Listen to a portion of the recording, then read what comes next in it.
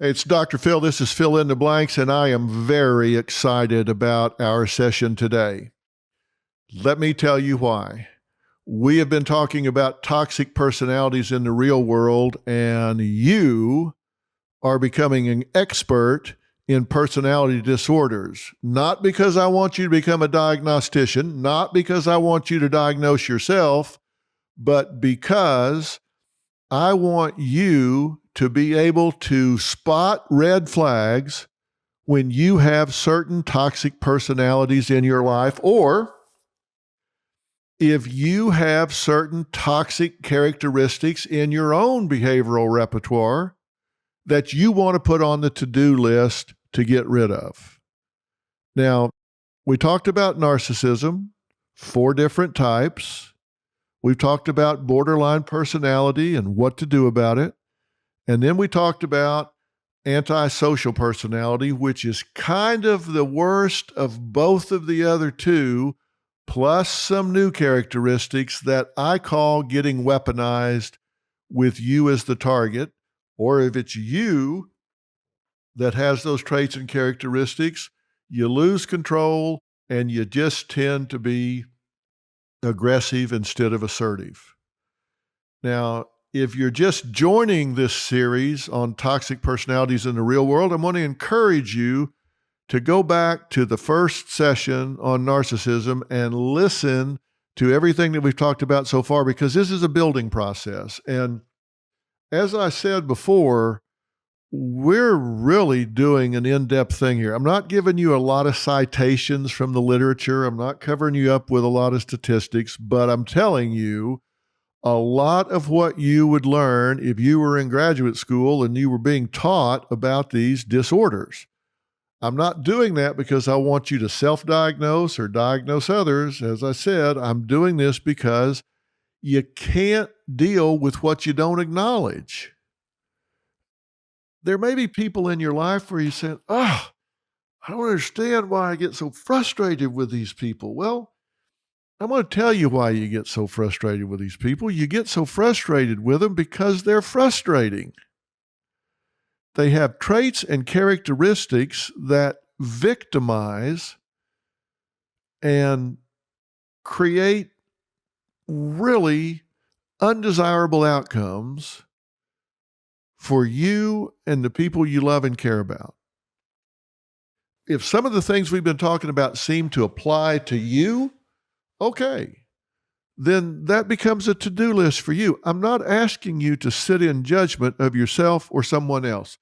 I'm asking you to acknowledge the existence of this. Why? Because you can't change what you don't acknowledge.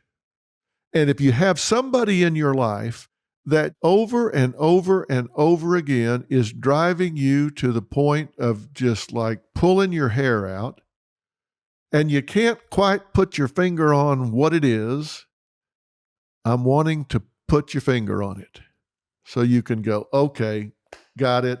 It's not me. I'm not just a candy ass. I'm not oversensitive.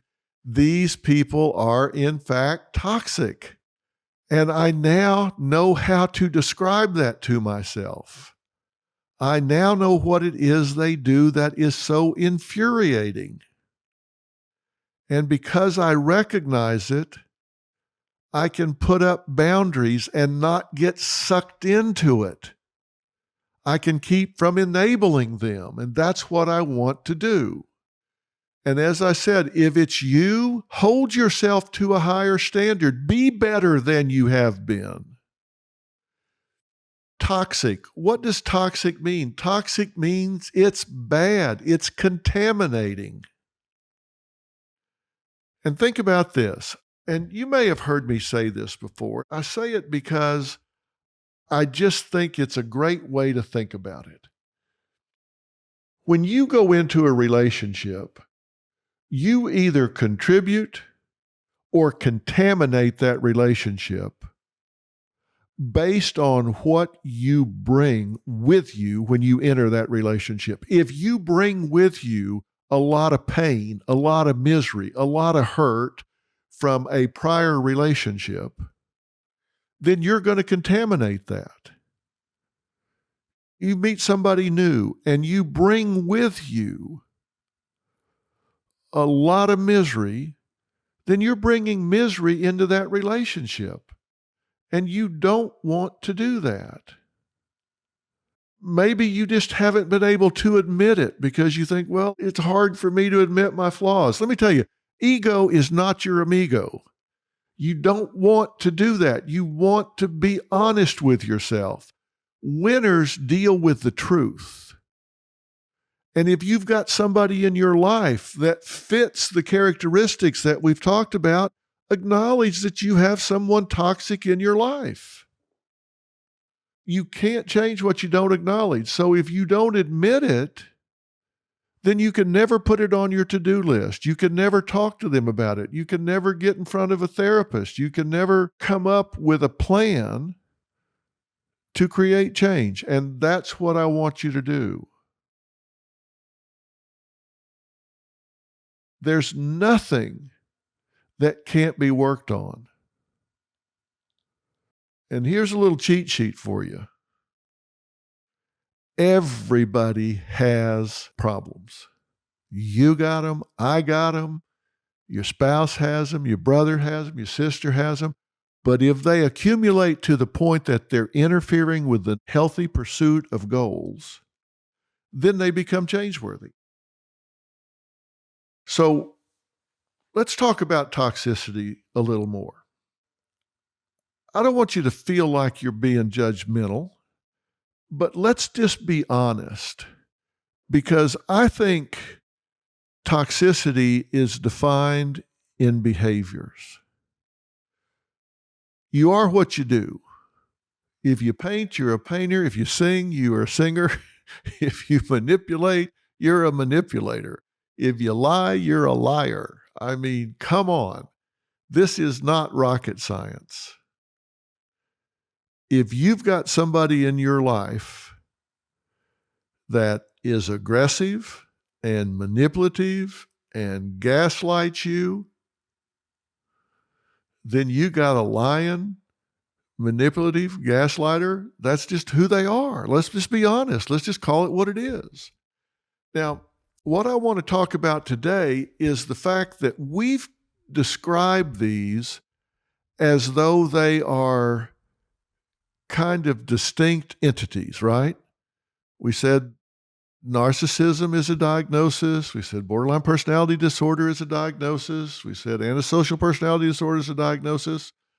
And I said, that's good because it lets the therapist know what they need to treat. And there's different treatments for different disorders. But in the real world, I also told you that these things don't happen in a vacuum. There's comorbidity. They often occur with other disorders like anxiety or depression. But let me tell you what I also believe. And what I've told you up to now is really steeped in research, and I challenge you to challenge me. If I've said something to you in one of these broadcasts that you think that doesn't sound right, go look it up. Go talk to your therapist. Go to the library. If I've said something that you think doesn't sound right, check me out. Fact check me. Because trust me, I fact check me. I've researched these things before I say them, and then I have my research team research me before I let these things go. We do our homework. And what I'm telling you is true. What I'm going to tell you now is based on my experience, not on some research paper or plan. I believe that not only do these disorders occur comorbid with other things like depression and anxiety, they also blur the lines and boundaries. I don't think borderline personality and narcissism are distinct disorders from each other in the real world. I don't think antisocial personality is always a distinct disorder from some of the others in the real world. And I think people flash in and out of different traits and characteristics. And so I've come up with a concept that has made a lot of sense to me over many, many years, and it's something I call baiters. And this is kind of a combination of the bad traits and characteristics that I see blur the lines among these diagnoses. And Bader stands for backstabbers, abusers, imposters, takers, exploiters, and or reckless. These are just kind of the worst characteristics that draw from all of the different diagnoses.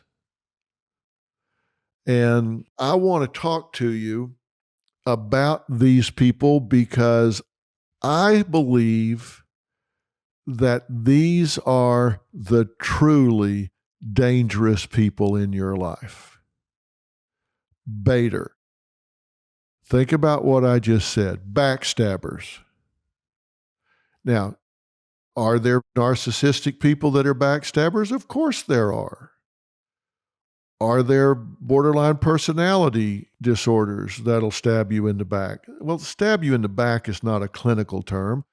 That's why I say this isn't in a research paper. This is my clinical experience. I'm talking about people that will undercut you, sabotage you, go behind your back, and make things worse for you.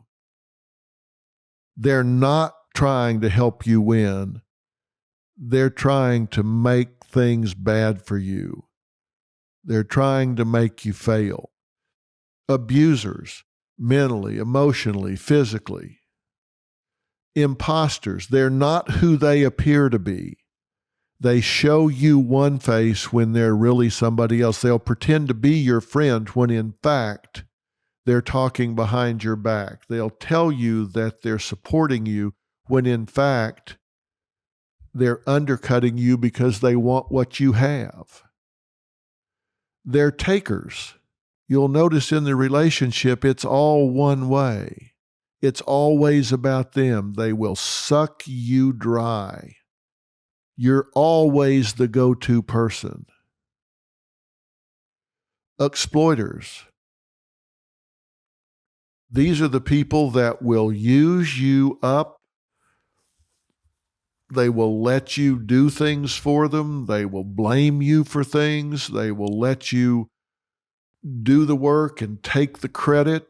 They will blame you. They will gaslight you. And these are reckless people. They're not concerned about your safety or well-being or their career or your children or how they're getting along at school. They don't care. They care about one thing, and that's themselves. Now, the first thing I want you to do is you've got to trust yourself, because I'm going to ask you to make a list and check it twice. 'Tis the season. Let's think about who's been naughty and who's been nice. Really, let's do a scan in your life. Now, you don't often do this, but I really want you to stop and think, using the characteristics that I'm using here, which are not clinical terms, I'm telling you that, but you know what I mean. I'm trying to use plain talk terms. Make a list that your gut tells you in your life are bad news. I'm not saying you can prove it. I'm not going to ask you for data. I'm not going to have you go back and fill out 10 examples. I'm just telling you, let's just go with instinct right now. Scan your life. Who in your life do you have an uneasy feeling about? Your intuition, instinct, whatever. You're not going to have to defend it right now. I just want you to listen to yourself. Let's start with your family, your in-laws, brothers, sisters, aunts, uncles, the people that you're around. And then let's extend it to your work relationships. If you're a career man or woman, the people at work. Who do you have in your work circle? If you have a career working outside the home, or if you work inside the home, maybe you're a stay-at-home mom or stay-at-home dad, You still have relationships where you have to work to run that home, to run those kids in their school and all of this. Who in your relationships do you just have that uneasy feeling about? Let's not ignore that anymore. You don't have to defend it. Just who do you have an uneasy feeling about? Write those people down. Let's acknowledge it.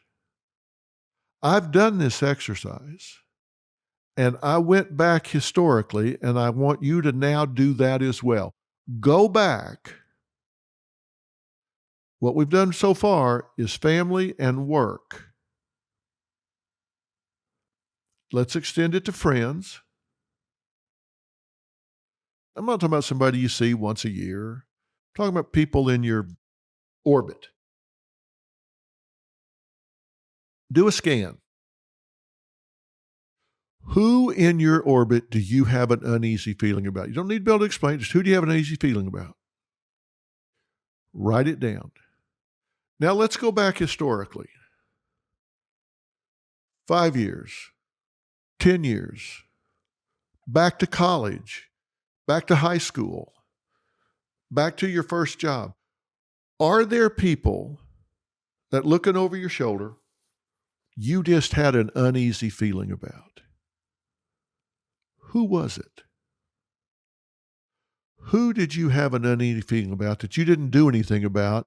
They just set off these feelings in your stomach, just these red flags going off. You didn't know how to articulate it, but you just had that feeling. Ex-husband, ex-wife, mother-in-law, sister-in-law, whoever it is. Now, why am I having you do this? I'm having you do this because we're going to do something about these people in a little while. And it's going to be very freeing when we do. We'll get to that. I'm going to give you 8 identifiers that may help you expand this list. I asked you to just go on your gut. Now let me give you some things that might expand the list. This is what I call the evil 8. These are the 8 characteristics that these people tend to have that might make them get on that list if they aren't already there. Do they see the world through a lens of arrogant entitlement and frequently treat people as targets? Is there anybody in your life that tends to see the world through a lens of arrogant entitlement? They just think they're entitled, and they treat people as targets. Number 2, do they lack empathy? They don't feel for anybody else, just themselves. 3, are they incapable of feeling remorse, guilt, and they fail to learn from situation to situation? You've seen them do something that you thought, well, it's really stupid, and then they do it again and again. They do not learn from situation to situation.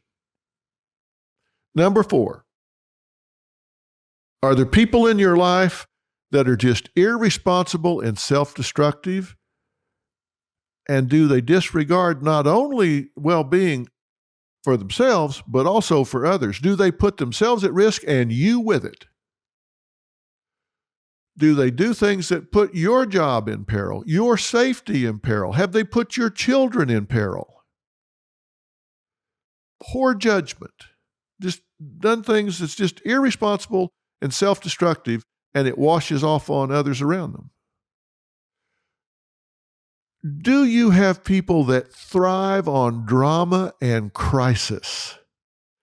They're just not satisfied unless there's some big drama, some crisis. They thrive on it. They need it. And it seems to follow them around. If there's a crisis, if there's drama, they're always right in the middle of it. There might be a drama at church, and then there was some big problem at the grocery store. Then there was some big problem at school. And the common denominator was that person. They were at the church, they were at the supermarket, they were at school. They are the common denominator. It follows them around. I mentioned this one earlier, Do they brag about outsmarting other people? There's somebody in your life, but they'll sit around and say, oh boy, I tell you, my last job, I had that boss thinking that I was working 60 hours a week and I didn't do anything. Now, somebody that'll brag about that, that's dumb. That's not okay. Do you have somebody like that in your life? Number 7, if you look back through their lives, do they have a pattern of short-term relationships? They just don't seem to be able to last with anybody. And lastly, do they live in a fantasy world marked by delusion? I mean, you have a way of seeing the world. Everybody else has a way of seeing the world, and then they see it differently. They just are in la la land. They live in a world of their own. These 8, what I call the evil 8, see the world through an arrogant lens of entitlement, lack of empathy, no remorse, irresponsible, self-destructive, thriving on drama and crisis, bragging about outsmarting other people, pattern of short-term relationships, and living in a fantasy world. Does that expand your list of who you had on there to begin? Because I'm wanting you to do a life audit. I said before, life is managed, not cured, and you are the manager. You are your life manager, and it is time to do an audit. Do you have people there that you just wish were not? Maybe they meet some of those 8. Maybe they meet them all. But let me tell you, we're going to do something about that. Now, these people are the ones that I call baiters. These are the ones that I call baiters. And that's my term. I told you that's not a clinical term. That's my term. Backstabbers, abusers, imposters, takers, exploiters, reckless. Do you have them in your life? Now, here's another thing that might explain your list, because these people have certain ways of getting into your life. And I'm going to ask you, are there people that got into your life using these tactics? They infiltrate your life, seducing you with promises or flattery. Think about it. You might call it love bombing. You just might call it manipulation. But did you have somebody that infiltrated? They wormed their way into your life, seducing you with promises and flattery, telling you what you wanted to hear. Did they manipulate you into becoming a conspiratorial confidant? Let me tell you what I mean by that. They're the kind of person that got you over to the side, and it's like, you and we'll have secrets between us. And let me tell you why that's a problem. First off, gossip's bad, generally speaking, but these are the people that will get you off, and they will share a secret with you because they understand the principle of reciprocity. They will tell you something that's kind of intimate, kind of private, like they might share something with you about the boss, and you reciprocate at the same level. You think, well, this person's being very transparent with me, so I'll be transparent with them. Only problem is what they told you was a lie. It was just bait. And then you reciprocate with something that's genuine. And then they'll go behind your back and tell the boss what you said. And then the boss calls you in and says, I was talking to Becky, and she said you told her that you think I act like I'm high on the job sometimes. Did you say that? And you may have actually said that in a candid moment after she said something that pulled for that. She may have said, hey, I heard the boss went out with some of his direct reports last night, and they were out at a club till 3 a.m, and I thought he looked loopy when he came in today. And you may say, oh, my, yeah, I think sometimes I wonder if he's kind of high. Maybe you said it kind of joking or whatever, but she goes, hey, Shirley told me she thinks you're high on the job. It's not what you meant. I didn't know how you said it, but she drew you in, and now she's got you. Are they way too focused on getting your approval as though their very existence depends on you accepting them? Like, they just got to have your approval. Do they ask too damn many questions? It's like they're always gathering data on you. They're always building a file. I mean, at first it seemed like they were just really interested in you. But as it goes on, it's like, what is this? 20 questions? They constantly misdirect about who they are, but they got a lot of questions about you. No matter what happens about a problem, they always blame others. They lie, maybe to your face, or you may see them do it with somebody else. They either lie by omission or just straight up make a misstatement. They're frauds. They cheat. They maybe steal property, small or large, taking stuff home from the work or whatever. They take credit for other people's work. They may claim false competencies. You see them do it maybe with a boss or whatever, or just at a cocktail party if it's somebody in the neighborhood bragging about something that you know is a damn lie. If they have any power at all, it goes to their head. All these questions they ask, they've identified your sensitivities, and they'll push those hot buttons. They seem to have a selective memory.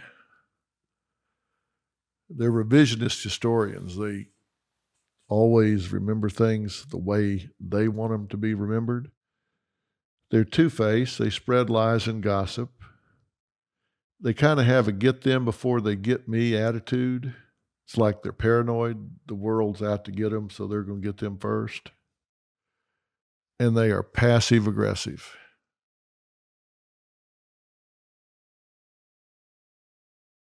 They don't confront somebody straight up. They just go behind their backs. Now, does this expand your list? Okay. Now think about it. Because I want you to have this list because I want you to stop being a damn target. And I can tell you there is nothing more freeing than getting toxic people out of your life. Giving yourself permission to get toxic people out of your life. You don't have to have this be a life sentence. And you can give yourself permission to get these people out of your life. And trust me, when you get toxic people out of your life, when you get toxic people to stop talking about you, stop talking behind your back, it's like the trash took itself out. You have no idea how nice your life can be if you do this life audit and you get these people to hell out of your life. the first thing you're going to notice is how much energy you're not wasting managing these damn people. How much they don't suck you dry. And that's really important. Because what I want you to spend time on is a strategy for being in this world, because you need a strategy to win. And I want you to have that. It begins with cleaning up your life. And cleaning up your life begins with giving yourself permission to get rid of people that your gut tells you don't belong in your life. They've just been there. Why are they there? They're there today because they were there yesterday. And they're there yesterday because they were there the day before. They're not there because you want them there. They're not there because they have your best interest at heart. They're just there because they were already there, and that is no reason to have people be there. You need people in your life because they have a right to be in your life, not because they're squatters. You need to give yourself permission to get these people out of your life. You giving yourself permission to do this is going to begin with you realizing that you have to start a new day and you have to have a defined image in your life. Look, I believe in a defined product. Think about Dr. Phil. When you think about me, you don't confuse me with anybody else, do you? People may love me, they may hate me, but they do not confuse me with anybody else. When you think Dr. Phil, you know what you're going to get. And that is not by accident. I am who I am on purpose. I have a defined image of who I am in my mind, and I am committed to that. I am going to ride that horse to the end. I have decided who I am. I am at peace with that, and I am committed to that, and I am going to ride that horse to the end. I've been riding it for 45 years. I am committed to it. It doesn't mean I can't evolve. It doesn't mean I can't grow, but the core values of who I am are who I am. Who are you? If who you are is letting toxic people populate your landscape, then you need to change that. And I'm telling you, give yourself permission to eliminate toxic people from your life. That's why I wanted you to do an audit. That's why I gave you 8 different things. Do these people have any of these 8 qualities or characteristics? Do they use any of these 15 tactics to get in your life? Your gut said, put this number of people on the list. I gave you 8 different characteristics, 15 different tactics. Does that broaden the list? Whoever is on that list, give yourself permission. You have to have a defined image, and that image should not be someone that populates their landscape with toxic people. Get them out of your life. And you say, what do you mean get them out of your life? Choose not to spend time with them. Put up boundaries. They want to come over to your house and create drama, then you have the right to assertively, not aggressively, assertively say, listen, I'm sorry. I don't have time for this tonight. I don't have energy for this. I'm going to ask you to excuse yourself and take this with you. So, are you asking me to leave? Yes, I thought I was clear. I'm asking you to leave. Well, I'm not good enough for you. I'm going to let you interpret this however you want. What I'm telling you is I don't want this drama in my life, and I want you to be somewhere else. So I wish you nothing but the best. I hope you find peace and happiness somewhere else. But it's not working for me, and I need some space. So thank you, and good night. And that's all you have to do. You have to give yourself permission to do that. You have to control your relationships, and that has to be part of your image. I am someone that controls my relationships. I am not a victim. I don't let other people control my relationships. And I've said a million times, if you're in a hole, quit digging. Don't let these people continue to drag you down.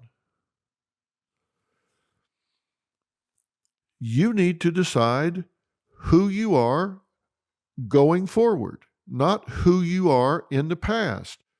Look, everybody was somebody else yesterday. We all evolve. I don't care who you were yesterday. I want to know who you choose to be today. And you have to decide what that self-image is. And that self-image needs to be, I'm not going to let toxic people control my life. And I have the right to assertively put up boundaries. So that's one characteristic of this new image I'm asking you to embrace. A second characteristic that I want you to embrace is, what is your uniqueness? What about you is unique? And I'll tell you why I want you to know that. Because it is critically important to me that you star in your own life. It's critically important to me that you star in your own life. And think about it. If you don't star in your life, who will? You may be thinking, okay, Dr. Phil, you've lost me now. I'm a stay-at-home mom married to a plumber. So exactly how do you want me to star in my life? Well, how much time you got? Because I will tell you how I want you to star in your life. I want you to star as a wife. I want you to star as a mother. I want you to star as a Christian, as a volunteer. I want you to star at your job. I want you to star in every walk of life that you occupy. I want you to be the absolute best that you can be. I want you to have star quality. I want you to take pride and star in your own life. Do not feel like a bit player in your own life. And I'm not talking about you have to wear a crown on your head or have spotlights and cameras on you all the time. That's not what being a star is about. Being a star is about being good at what you do and taking pride and having passion in everything that you do. And it doesn't matter what that is. It doesn't matter what you do. What matters is that you take pride in what you do. I guarantee you, if I'm mowing the yard, and I'm going to be honest, I don't mow the yard a lot, but if I do, I'm going to take pride in it. If I get up in the morning and shave, I take pride in shaving well. If I get up and make the bed, I'm going to make it well. Whatever you do, do it well. I mean, come on, let's start having some pride, some personal pride in everything we do. That is terribly, terribly important. When you do well, you're going to get praised for it, and you need to learn to accept that. You know, it always puzzles me when somebody does really well at something and somebody says, hey, great job. You go, oh, listen, no, it was nothing. No, it wasn't nothing. Doing a great job at anything isn't nothing. It's something. When you get praise, learn to say thank you. Thank you for that. If you do something really well, something really special, and somebody steps up and says, hey, great job on handling those kids this morning. Well, thank you for noticing. I really appreciate it. Thank you. Learn to accept praise. Learn to give yourself praise. So that's the beginning. I have a lot more to say about this, but I'm saying do a life audit and decide who in your life needs to not be there, who doesn't have the right to be there, who hasn't earned the privilege of being in your life. because you are a quality person and you deserve to have quality people in your life. You deserve to not have toxic people in your world. And because you run your own life, because you are your own life manager, manage those people out of your life and make that part of your image, your self-image. I don't have toxic people in my life. I've set up boundaries. I control my relationships. And I'm not going to have those people in my life. And I'm going to star in my life. I'm going to take pride and passion in the things that I do. Very important. Now, we're going to talk more about this next Tuesday, but I want to take some questions from you guys right now because I said I would, and then we're going to continue this. We've got 2 more Tuesdays left in this year, and I'm telling you, they're going to be the 2 most important Tuesdays we have had this whole year because I want you to start 2022 with a whole new attitude, a whole new approach to what you're going to do in the coming year, and not just with some rah-rah energy, but with a coping strategy and a plan. And that's what we're going to talk about the next 2 Tuesdays. We're going to pick up here. We've done a life audit. You've identified those toxic people. We've talked about a new image. We've talked about starring in your own life. We're going to pick up there next Tuesday, but I want to answer some questions now. And my producer, LaFern, is going to join and communicate some of your questions because I want to answer them. So, LaFern? Thank you so much, Dr. Phil. I have never received so many questions from our fill in the blanks community. Here's some of them. Can a bipolar daughter and a borderline personality disorder mother ever be able to work out their relationship? And this is from Jenny. Well, and that's a great question, Jenny. So thank you for asking that. First off, I need to identify that I am the incurable optimist. And you said bipolar daughter and borderline mother, correct? Correct, yes. And this is from the grandmother of the bipolar daughter. Okay. So she has a bipolar granddaughter and a borderline personality daughter. Yes. Okay. My answer is I can't think of a reason why they cannot have a good relationship. First off, bipolar, I would want to know if it's bipolar 1 or bipolar 2. Bipolar 1 has much more manic phases than bipolar 2, and it is the most disruptive of the 2. Let's assume the worst. Let's assume that it's bipolar 1, and so she has sustained manic episodes.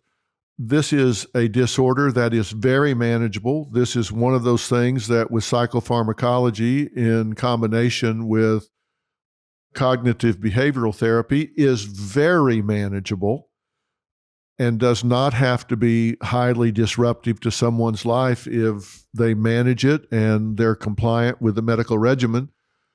So that doesn't have to be a problem.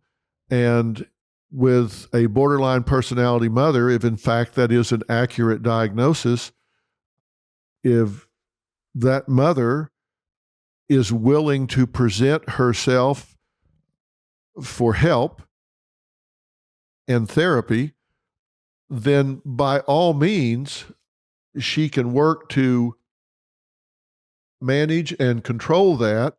And if she does that and gets some insight of her own, then they can certainly do some therapy together.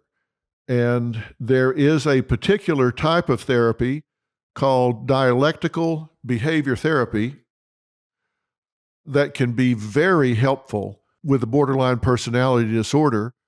And it really can help.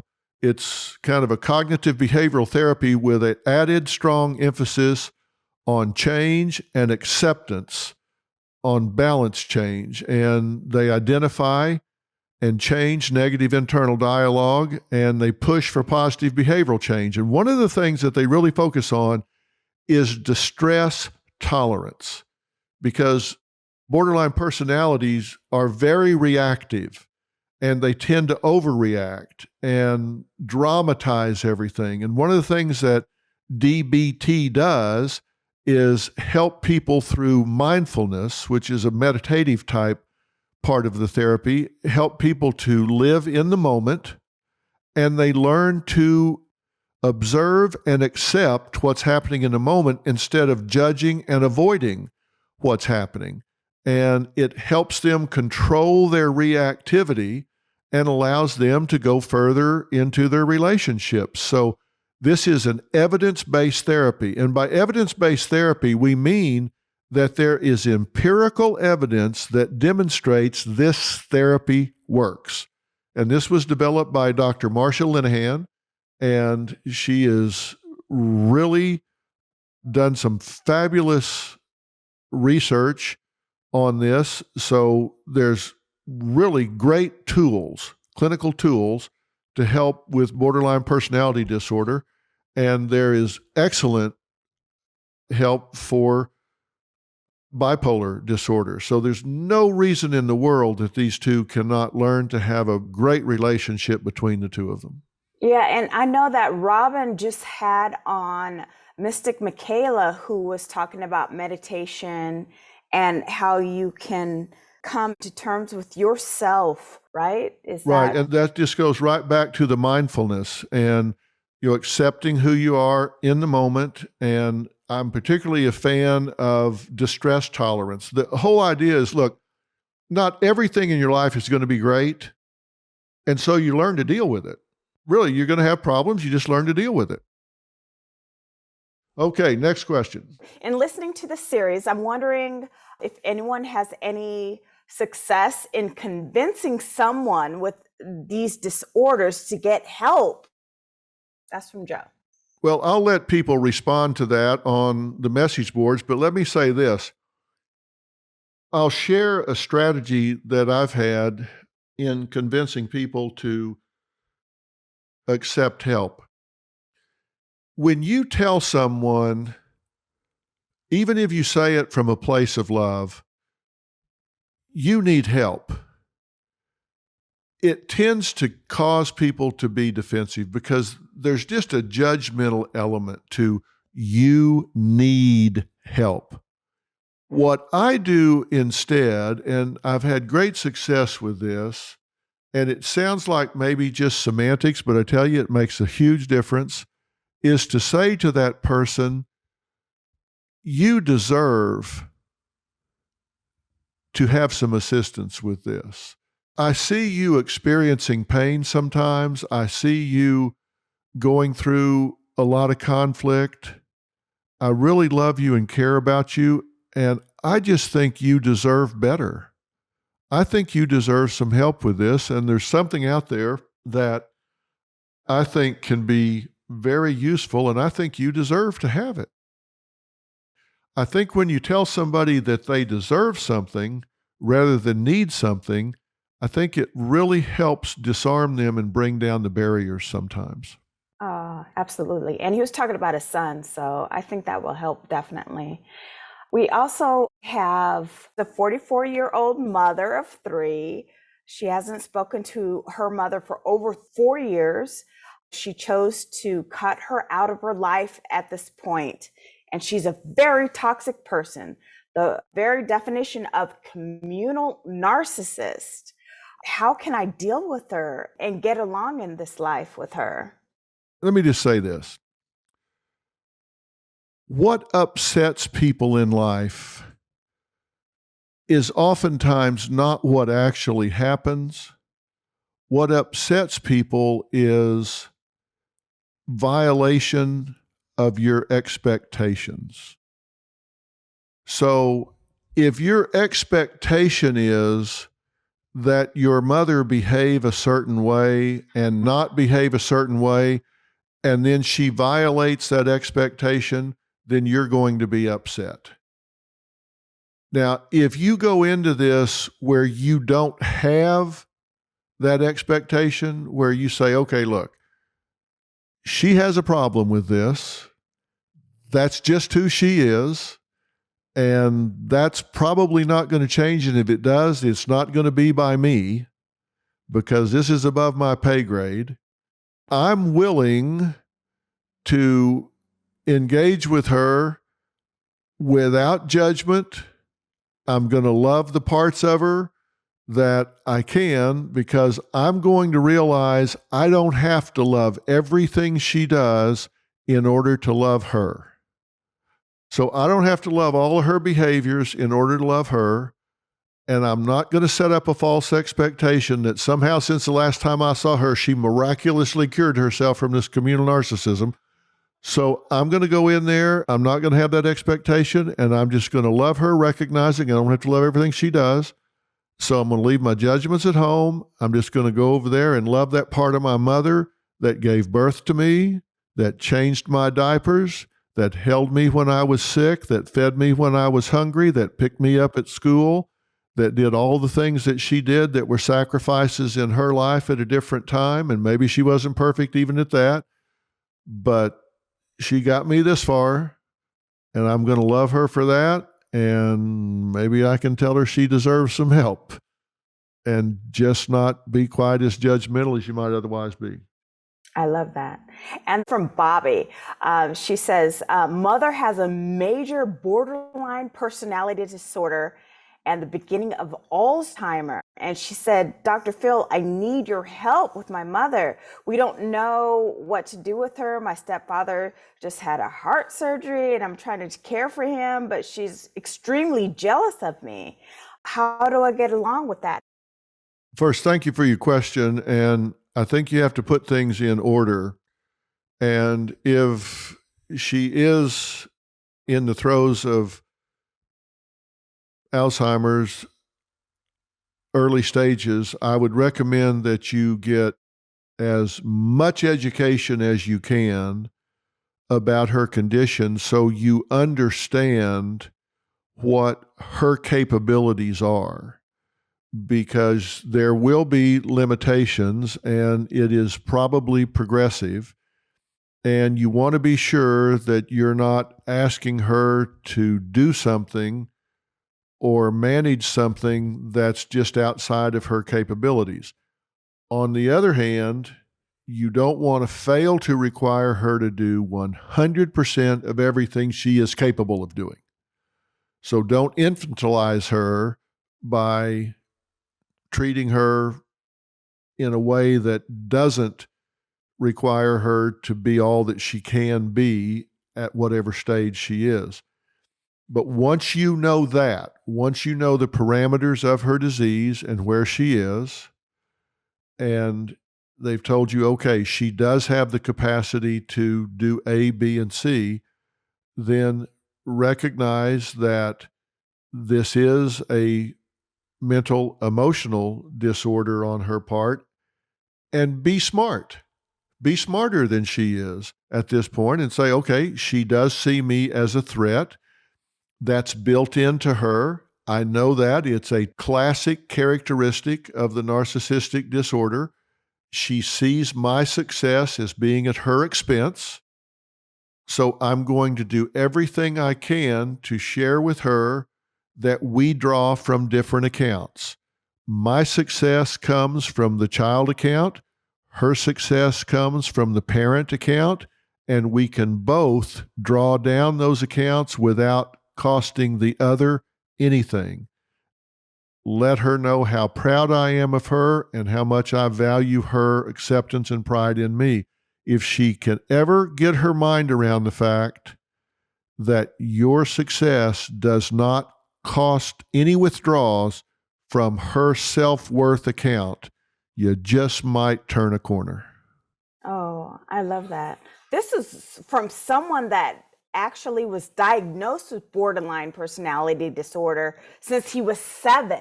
How can I control this situation and my explosive anger? And this is from Steak. Thank you for the question. And I am so proud of the fact that you have enough insight to be asking the question, because it tells me that you recognize, A, that you have borderline personality, if in fact you do, and that you have explosive anger rather than blaming the world, which means you're owning the fact that the anger is yours and that's explosive. There are 4 subtypes. These are not in the DSM. They're just kind of recognized by those that work with this a lot. There is a subtype that is generally referred to as petulant, and it expresses itself through anger and an unworthy feeling. Those 2 things are real key. I would ask you to really focus on how you feel about yourself. You are never weaker than when you're angry. Because think about it. You're angry because you feel victimized. There's no other reason to be angry than seeing that the world has victimized you in some way. So ask yourself, not what you can do with your anger, what you can do with your feelings of worth and strength. Because the more worthy you feel and the stronger you feel, the less likely you are to default to your anger. So really work on your feelings of self-worth. I'd start by itemizing the things that you're most proud of, the things that you think are best about you personality-wise, intellectually, relationally, achievement-wise. Let's focus on who you are and why you are a good human being, and I think you might feel victimized a whole lot less. Oh my God, I love that. And of all the questions that came in, Steak was one of the people that I was like, oh wow, he's really analyzing what's happening with him and working through it, and everything that I've researched, he's doing. Well, it's great. Let me tell you, the best predictor of a good outcome to treatment, therapy, self-healing, whatever, is insight. You can't change what you don't acknowledge, and he is acknowledging the issue and the problem, and that bodes very well for positive change. I'm learning so much from this. Some of the people that I come in contact with, I don't know that they have some of the disorders that you say, but it's like, oh my gosh, I can identify and I can use the strategies and work to build a stronger self in me. So thank you.